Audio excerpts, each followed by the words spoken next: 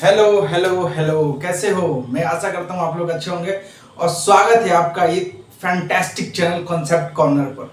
तो concept corner का जो लॉजिक था ना, ये था कि हम अपने टॉपिक को इमेजिनेशन करेंगे और सोचेंगे कि आखिर ये टॉपिक कहना क्या चाह रहा है। सो स्टार्ट करते हैं। तो हम पढ़ रहे हैं अभी 8 क्लास का साइंस और उसमें पढ़ रहे हैं जंतु एवं पौधों के संरक्षण, मतलब कि जैव विविधता। जैव विविधता में अभी तक हमने क्या पढ़ लिया है? जैव विविधता पढ़े थे हम, अभ्यारण्य पढ़े थे और पढ़े थे कि जंतु को संरक्षण करने के लिए हमारी जो गवर्नमेंट है वो क्या कदम उठा रही है, कानून किन किन चीजों पर क्या क्या चीजें बनाई गई है। सो आज का जो टॉपिक है वो हमारा टॉपिक होने वाला है विलुप्त पौधे। आजकल आप लोग देखते होंगे कि हमारे जो आजकल आप देखते होंगे कि हमारे जो आसपास आज से कुछ सालों पहले जो पौधे रहा करते थे, आज वो पौधे नजर नहीं आते होंगे। बहुत कम लेवल पर आपको वो सारे पौधे देखने को मिलते होंगे, बट बहुत सारे पौधे आपको देखने को मिलते ही नहीं होंगे। अगर आप आसपास देखें तो आपको नहीं मिलेंगे। आप एक्सपेरिमेंट कीजिएगा अपने घर पर और आसपास देखिएगा कि क्या वो पौधे जो आज से आपको 10 साल पहले दिख रहे थे, आज वही पौधे दिख रहे हैं? क्या उनकी संख्या कम हो गई या वो अभी भी उसी रूप में प्रेजेंट हैं? ऐसा नहीं होगा, उनकी संख्या कम हो गई होगी, क्योंकि हम एक मनुष्य इतने स्वार्थी हो चुके हैं कि हम उस पौधे को, उस जंतु को धीरे धीरे विलुप्त करते जा रहे हैं। घर बना रहे हैं, फैक्ट्रियां लगा रहे हैं पेड़ पौधों को काट के, और हम कह रहे हैं अपने आप को कि हम डेवलप कर रहे हैं, बट डेवलप नहीं कर रहे हैं। हम उस जंतु को या हम उस पेड़ पौधे को विलुप्त करते जा रहे हैं, इस धरती पर से हटाते जा रहे हैं। तो ये जो टॉपिक लिखा हुआ है, ये विलुप्त पौधे लिखे हुए हैं जो कि विलुप्त हो चुके हैं, वो याद रखना और समझना। ये सारी चीजें आपको आगे वाली क्लास में पढ़ने को मिलेगी, तो इसमें थोड़ा थोड़ा चीज दिमाग लगाना है और बाद बाकी जो भी चीज है आपको रटना है। सो एल्गी एल्गी शैवाल विलुप्त हो चुके हैं हमारे इस धरती पर से। फंजाई, कवक, ब्रायोफाइट्स, फर्न, जिम्नोस्पर्म, जिनको, साइकेड आदि पौधे विलुप्त हो चुके हैं हमारे इस अर्थ पर। जो भी पौधों का नाम ये बोर्ड पे लिखा हुआ है, आपको सिंपल सा इस पौधे के नाम को रटना है और याद रखना है कि हमारे इस धरती पर से ये सारे पौधे विलुप्त हो चुके हैं और बहुत सारे पौधे विलुप्त के कगार पे हैं और बहुत सारे पौधे को हम काट रहे हैं। बहुत सारे पौधे को हम काट के घर बना रहे हैं, फैक्ट्रियां लगा रहे हैं, इंफ्रास्ट्रक्चर बढ़ा रहे हैं, सड़कें बना रहे हैं। जंगलों के बीच में से काट काट के सारे पेड़ पौधे को ना जाने कितने पेड़ पौधे विलुप्त हो चुके होंगे, और आज हमें सिर्फ इन डेटा को पता है और बाद बाकी डेटा तो हमारे पास है ही नहीं कि कितना पौधा और विलुप्त हो चुका होगा। अरे आप अपने आसपास ही गौर कीजिए कि आप आज से 10 साल पहले जो भी पेड़ पौधे देखते होंगे, क्या वो पेड़ पौधे आज आपके नजर के सामने दिखते हैं? हाँ या नहीं? नहीं दिखते होंगे, क्योंकि हमने उसको विलुप्त करने में भागीदारी हमारा 110% है। So let's start. और जंतु के लेवल पर ना हम एक चीज बताना चाहते हैं। सबसे पहले हम थोड़ा सा कॉन्सेप्चुलाइजेशन और थोड़ा सा इमेजिनेशन करते हैं और सोचते हैं। थोड़ा सोचिएगा कि जंतु को विलुप्त कैसे किया जा रहा है। सबसे पहले कि आदमी ना आजकल इतना स्वार्थी हो चुका है कि अपने लिए वो जंतु को हार्म कर रहा है। मैं भी उसमें हूं, मैं भी एक इंसान हूं, मैं भी उसमें हो सकता हूं। सो सबसे पहली बात यह है कि हम, फॉर एग्जाम्पल, आप अगर मुर्गा खाते हैं, चिकन खाते हैं, मटन खाते हैं, नॉन वेजिटेरियन है, तो क्या हम उस जंतु को खा रहे हैं तो वो विलुप्त के कगार पर नहीं होते होंगे? हो रहे हैं ना। आदमी अपने शौक के लिए हिरन का शिकार करता है, शौक के लिए बाघ का शिकार करता है, शौक के लिए शेर का शिकार करता है, शौक के लिए चीता का शिकार करते करते चीता को विलुप्त कर चुके हैं हम इस भारत से। और हम दूसरे देश से जब चीता को यहाँ पर ला रहे हैं तो वो चीता बच नहीं रही है, क्योंकि हमारा जो शौक था वो इंपॉर्टेंट था, वो जंतु इंपॉर्टेंट नहीं थी। जंतु के विलुप्त होने का जो सबसे बड़ा नुकसान जो होता है ना, हमारे एनवायरनमेंट को झेलना पड़ता है। सो ये जो टॉपिक है विलुप्त जंतु, विलुप्त जंतु हम किसे बोलेंगे हम विलुप्त जंतु? थोड़ा ध्यान दीजिएगा, इधर गौर कीजिएगा कि वैसा जंतु जो इस पृथ्वी पर से संपूर्ण बोले तो संपूर्ण तरह से, पूरी तरह से विलुप्त हो चुका है।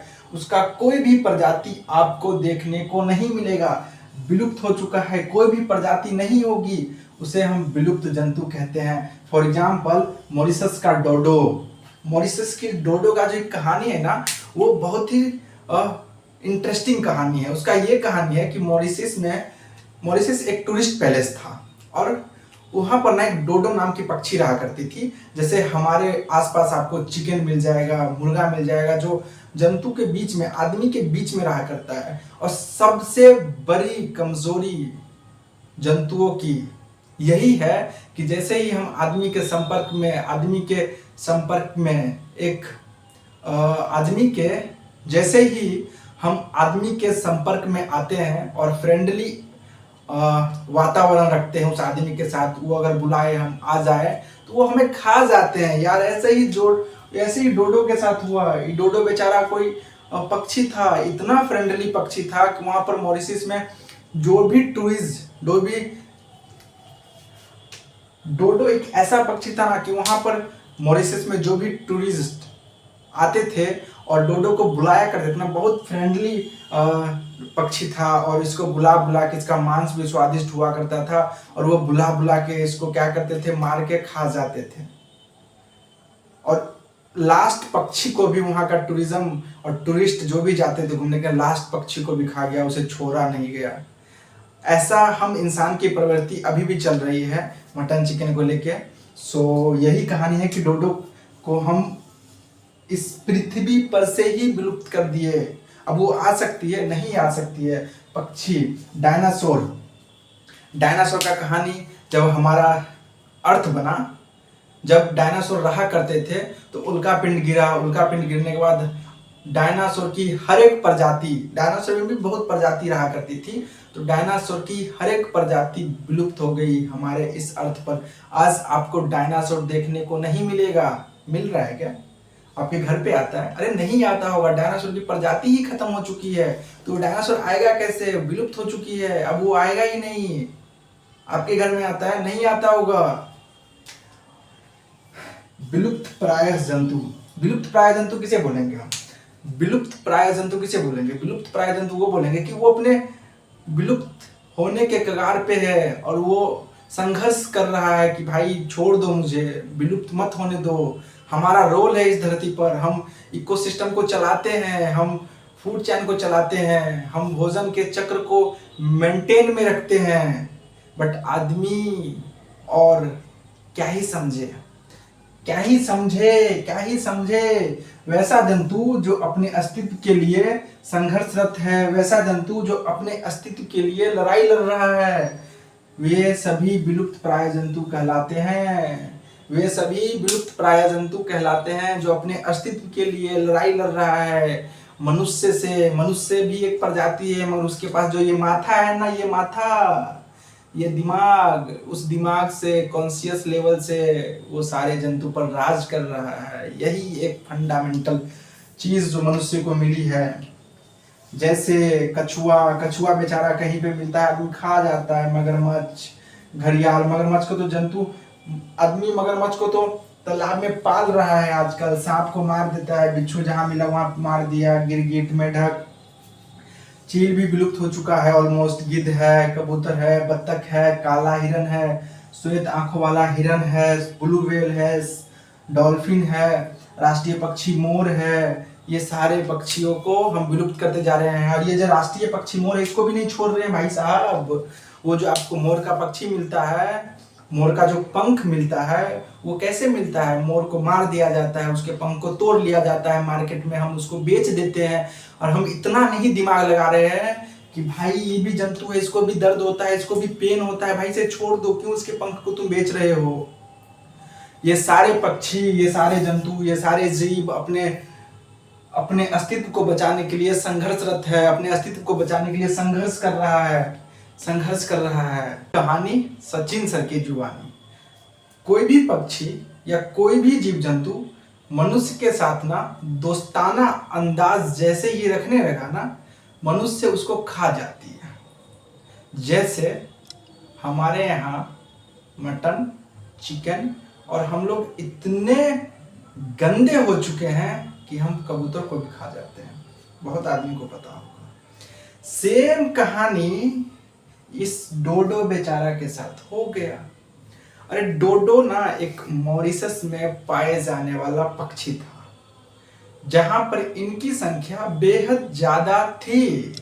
बट जो मॉरिशस के लोग थे, मॉरिशस एक टूरिस्ट पैलेस था जहां पर लोग घूमने आते हैं, वहां पर ये आदमी नया नया घूमने गया। टूरिस्ट है, ये घूमने वाला आदमी है, जिसका सिर्फ यही एक मकसद है कि वो भोजन की तलाश में घूम रहा है। ये आदमी मॉरिशस में घूमने गया और घूमते घूमते इस पक्षी को देखा। ये बेचारा दोस्ताना अंदाज रख रहा था। इसको क्या पता ये आदमी हमें खा जाएगा। पक्षी जंतु, जीव जंतु को क्या पता, उसके पास सोचने की क्षमता रहे तब तो, छल कपट जो समझे तब तो। ये बेचारा छल कपट समझने वाला था नहीं। ये क्या किया, ये बोला आइए सर आइए, यहाँ पर दाना वाना छीट दिया। ये क्या किया, चल गया इसके पास। ये क्या किया, चल गया इस आदमी के पास, इस आदमी के पास। ये आदमी ने क्या किया, इसको पकड़ के मार के खा लिया। एक डोडो पक्षी खाने के बाद इसको पता चला, अरे भाई इसका मांस तो बेहद स्वादिष्ट है, इसका जो मांस है वो बहुत खाने में मजा आ रहा है। तो ये अपने दोस्तों को शेयर किया। ये शेयर करते करते करते करते बहुत सारे लोगों को पता चल गया, जिसकी वजह से एक एक करके इस डोडो पक्षी को खाते गया, खाते गया, खाते गया, खाते गया। खाते खाते एक समय ऐसा आया कि वहां पर सिर्फ एक पक्षी बची हुई थी मॉरिशस में, और उस पक्षी को भी वहां के लोग और वहां के जो टूरिस्ट आए थे घूमने के लिए, वो क्या किए, इस डोडो पक्षी को खा गए। और इस तरह ये डोडो पक्षी हमारे इस धरती पर से विलुप्त हो गए, हमारे इस धरती पर से समाप्त हो गए। और इसके जो मौत का कारण बना, इसका दोस्ताना अंदाज, लोगों के साथ दोस्ती का बर्ताव, और इसका जो मांस स्वादिष्ट था, ये इसके मौत और विलुप्त होने का कारण बना। तो यहाँ पर लिखा क्या हुआ है, लिखा ये हुआ है कि डोडो एक उड़ने वाला, न उड़ने वाला पक्षी था। ये उड़ नहीं पाता था, जैसे हमारे यहाँ मुर्गा मुर्गी नहीं उड़ पाते हैं, थोड़ा मोड़ा उड़ पाते हैं बट ज्यादा नहीं उड़ पाते हैं। और ये आसानी से पकड़ा जाता था, और ये आसानी से पकड़ा जाता था। अगर हम डोडो को बोलेंगे आओ बबू आओ आओ आओ, वो आसानी से आ जाया करता था। और इसका फायदा ये इंसानी प्रवृत्ति का जो मनुष्य है ये उठाया करता था, और इसका मांस बेहद स्वादिष्ट होता। और जो खा के देखा ना डोडो पक्षी को, उसका मांस बेहद स्वादिष्ट था, और यही कारण इसके मृत्यु और विलुप्त होने का बना।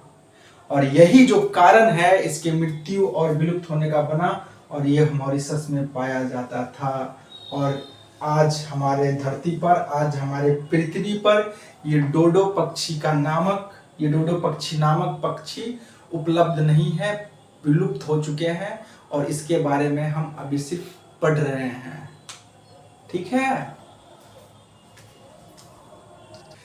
हम पढ़ रहे हैं बाघ वाला टॉपिक, और बाघ वाला टॉपिक ना इतना इंटरेस्टिंग है ना कि आपको थोड़ा सा इमेजिनेशन करना होगा, थोड़ा सा सोचना होगा, और थोड़ा सा ये भी दिमाग लगाना होगा कि हमारे इस पृथ्वी पर पौधों का संरक्षण और जंतुओं का संरक्षण क्यों जरूरी है।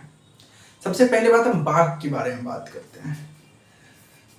बाघ ना एक शिकारी प्रकार का जंतु था, जो कि हर एक जंतु का शिकार करके वो खाया करता था।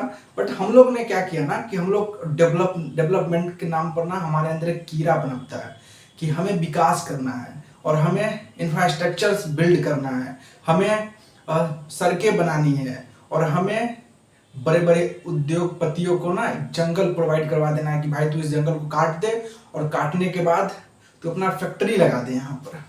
और यहाँ पर एक सबसे इंटरेस्टिंग चीज है कि अगर हम यहाँ पर एक जंगल बनाए और इसमें बाघ रहा करता था, क्या रहा करता था, बाघ रहा करता था। तो यहाँ पर बाघ को शिकार भी मिलता होगा खाने के लिए, ये किसी जंतु को मार के खाता भी होगा, जिस जंतु की संख्या ज्यादा होगी इस जंगल में।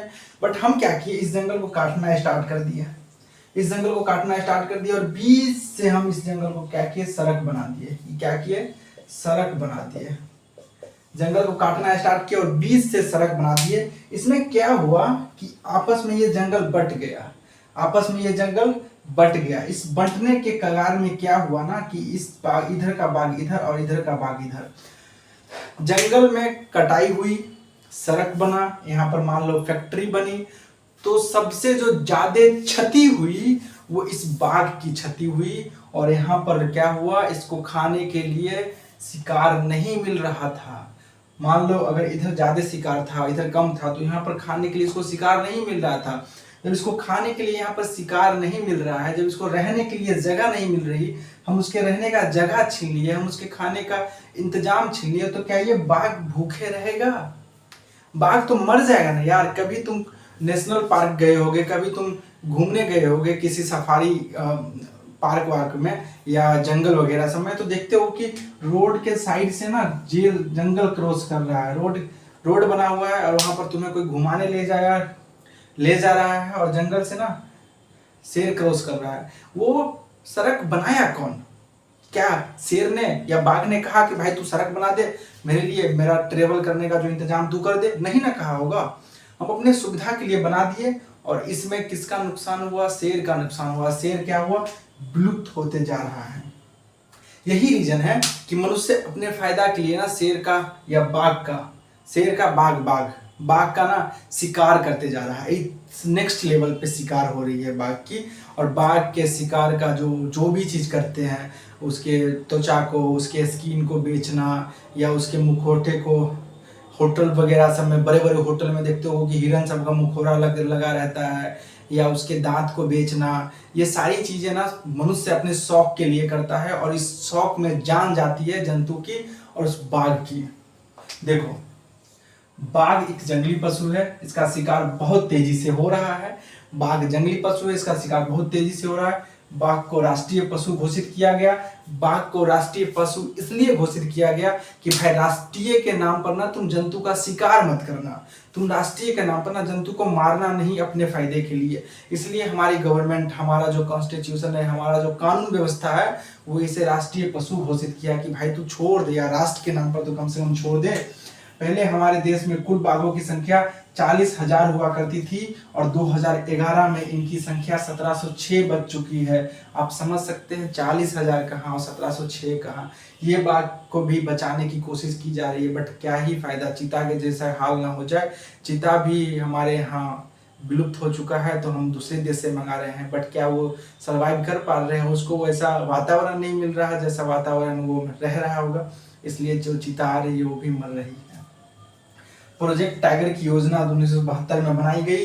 प्रोजेक्ट टाइगर की योजना 1972 में इसलिए बनाई गई कि भाई प्रोजेक्ट हमारा टाइगर है और उस टाइगर को बचाना है, उस बाघ को बचाना है। अगर जंगल सुरक्षित रहेगा तो बाघ सुरक्षित रहेगा, बाघ सुरक्षित रहेगा तो हमारा इकोसिस्टम सुरक्षित रहेगा, और इकोसिस्टम सुरक्षित रहेगा तो हम सुरक्षित रहेंगे। अगर बाघ जंगल सुरक्षित रहा, बाघ सुरक्षित रहा, बाघ सुरक्षित रहा तो वो हिरन को खाएगा, अगर हिरन को खाएगा तो हिरन की संख्या कम होगी, और अगर हिरन की संख्या कम होगी तो वो घास फूस जिम्नोस्पर्म प्लांट्स को कम खाएंगे, और प्लांट्स को कम खाएंगे तो प्लांट्स को हम लोग भी खाते हैं, और जो उस पर छोटे छोटे जीव जंतु वो भी डिपेंड रहते हैं उस पे, प्लांट्स पे, तो वो भी बचेंगे, हम भी बचेंगे, साथ साथ जो घास फूस खाने वाला जितने जीव जंतु है सब बचेंगे। अगर इनकी स्पीड, हिरन की स्पीड खाने की ज़्यादा होती है तो हाथी क्या खाएगा, वो ऊँट क्या खाएगा, वो लोमड़ी क्या खाएगा, वो क्या कहते हैं जो भी घास फूस पे रहने वाला जीव जंतु वो क्या खाएगा? वो भी तो मरते जाएगा ना, विलुप्त हो जाएगा।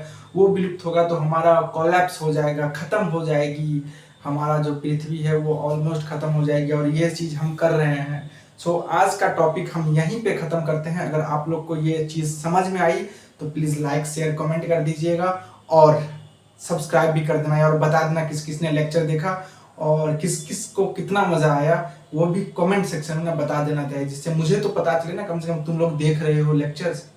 सो आज के टॉपिक हम यही खत्म करते हैं। नेक्स्ट टॉपिक हम डॉल्फिन पे पढ़ेंगे, और नेक्स्ट टॉपिक हम पढ़ेंगे कुछ रेड डाटा बुक के बारे में पढ़ेंगे और सारी चीज़ें पढ़ेंगे। अभ्यारण्य के बारे में भी एक अच्छा टॉपिक है, उसको पढ़ेंगे। सो लेट्स डू इट, और पढ़ाओ मन से। मैं भी मन से पढ़ा रहा हूँ, देख रहे हो कितना पसीना आ रहा है। सो खत्म करते हैं आज के लेक्चर को यहीं पे। बाय, धन्यवाद।